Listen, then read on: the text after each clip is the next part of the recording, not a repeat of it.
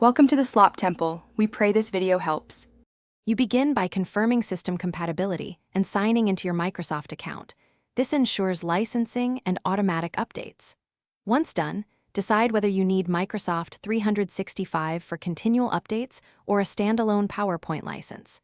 Make sure you have at least 4 GB free and admin rights on the desktop.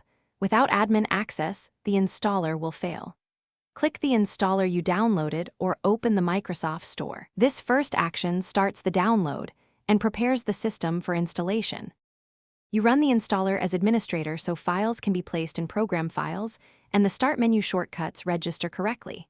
During download, watch the progress bar and keep your internet stable.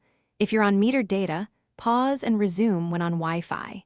Choose Custom Install only when you must change install location or exclude extra apps. Otherwise, accept defaults for a smooth setup. Once files extract and install, the installer will finalize configuration and register PowerPoint with Windows or Mac OS. You finish by launching PowerPoint and signing in to activate the license. Activation syncs templates and OneDrive files. Make sure to check account update options to apply the latest patches, which fix stability and security issues. If PowerPoint won't start or shows errors, verify you have admin rights, enough disk space, and that your antivirus or firewall isn't blocking the installer. Temporarily disable them and retry. Finally, reboot the desktop if activation still fails, then retry activation once back up. Thanks for watching.